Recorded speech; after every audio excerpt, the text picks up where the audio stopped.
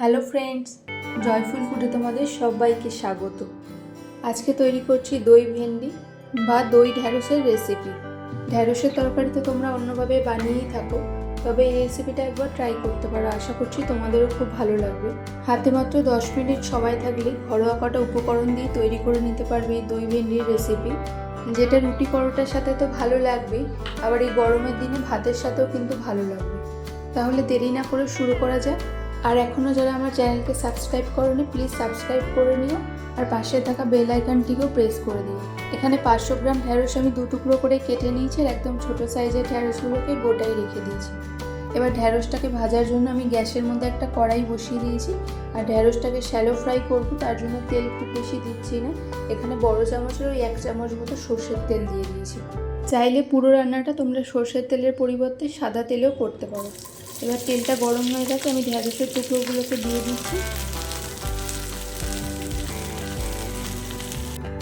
এবার এই ঢ্যাঁড়সের মধ্যে খুব সামান্য পরিমাণে একটু নুন দিয়ে দিচ্ছি, তার সাথে একটু হলুদ গুঁড়োও দিয়ে দিলাম। ঢ্যাঁড়সটা 60% ভাজাতে কুক করবো আর বাকি 40% করবো গ্রেভিতে। ঢ্যাঁড়সটাকে মিডিয়াম ফ্লেমে রেখে 3-4 মিনিট ধরে নাড়লেই ভাজাটা হয়ে যাবে। ততক্ষণে আমরা গ্রেভির জন্য মশলাটাকে রেডি করে নেব। যেহেতু দই ভেন্ডির রেসিপি, দই তো লাগবেই। এখানে আমি 500 গ্রাম ঢ্যাঁড়সের জন্য 200 গ্রাম টক দই নিয়েছি। এবার তার মধ্যে স্বাদ মতো নুন, গ্রেভির পরিমাণ অনুযায়ী একবারেই দিয়ে দিলাম। 1/2 চামচ পরিমাণে চিনি, 1/2 চামচ পরিমাণে কাশ্মীরি লাল লঙ্কার গুঁড়ো আর 1/3 টিস্পুন গরম মশলার গুঁড়ো, আর তার সাথে 1/2 টিস্পুন পরিমাণে ধনে গুঁড়ো দিয়ে দিলাম। এবার সবকটা উপকরণ দিয়ে একসাথে একটু ভালো করে মিশিয়ে নেব।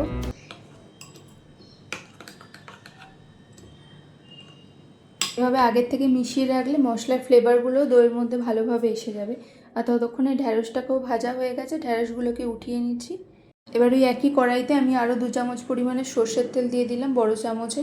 তেলটা গরম হয়ে গেলে ফোড়নে দিয়ে দিলাম 2টো শুকনো লঙ্কা, তার সাথে 1/2 চামচ পরিমাণে কালো সর্ষে আর খুব সামান্য পরিমাণে একটু হিং। এবার তার সাথে দিয়ে দিলাম 8 থেকে 10টা কারি পাতা। ফোড়নটাকে একটু ভালোভাবে নাড়াচাড়া করে নেব 30 সেকেন্ডের মতো সময়, যাতে মশলার সমস্ত ফ্লেভারগুলো চলে আসে।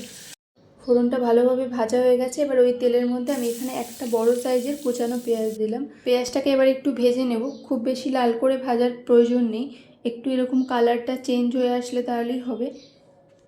ঠিক এই পর্যায়ে পেঁয়াজের মধ্যে দিয়ে দিলাম 1/3 টিস্পুন পরিমাণে হলুদ গুঁড়ো, আর হলুদ গুঁড়োটা পেঁয়াজের সাথে দিলে কালারটা বেশি ভালো আসবে, তার জন্য আমি দইয়ের সাথে হলুদ গুঁড়োটাকে মেশাইনি।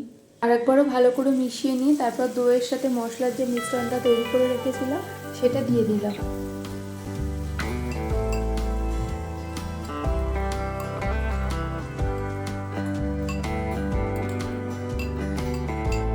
দইয়ের মিশ্রণটা মেশানোর পর গ্যাসের ফ্লেমটা একদম লোতে রেখেছি, নাহলে দইটা ফেটে যেতে পারে। এবার 2 মিনিটের মতো সময় নিয়ে ভালো করে এভাবে মেশাতে থাকতে হবে। ঠিক 3 থেকে 4 মিনিটের মধ্যে এরকম মশলার উপর থেকে তেলটা ছেড়ে আসবে। ঠিক সেই সময় আমি এখানে কুচানো কাঁচা লঙ্কা 4টে দিয়ে দিলাম, দিয়ে আর একবারও একটু ভালো করে মিশিয়ে নেব। আবারও একবার মিশিয়ে নেওয়ার পর তেলটা ছেড়ে এসছে। এই পর্যায়ে এখানে 1/2 কাপ পরিমাণে জল দিয়ে দিলাম। জল খুব বেশি দিলাম না, যেহেতু গ্রেভিটা সেমি গ্রেভি হবে। গ্রেভিটা যখনই ফোটা শুরু হচ্ছে তখন আগের থেকে ভেজে রাখা ঢ্যাঁড়সের টুকরোগুলোকে দিয়ে দেবো, দিয়ে একটু ভালো করে মিশিয়ে নিয়ে 3-4 মিনিটের জন্য গ্যাসটাকে মিডিয়াম টু লো ফ্লেমে রেখে ঢাকা দিয়ে ঢ্যাঁড়সটাকে রান্না করে নেব। 3-4 মিনিটের জন্য রান্না করা হয়ে গেছে। ঢাকাটা খুলে আবারও একবার দেখে নেব। ঢ্যাঁড়সগুলো ভালোভাবে সিদ্ধ হয়ে গেছে, যতটুকু বাকি ছিল। গ্যাস বন্ধ করে ঢাকা দিয়ে 10 মিনিটের জন্য স্ট্যান্ডিং টাইম রেখে তারপর সার্ভ করব দই ভেন্ডি। তোমাদের রেসিপিটা কেমন লাগলো অবশ্যই একটা ছোট কমেন্টের মাধ্যমে জানাবে। আর ভিডিওটা যদি ভালো লাগে তাহলে একটা লাইক করে দিও।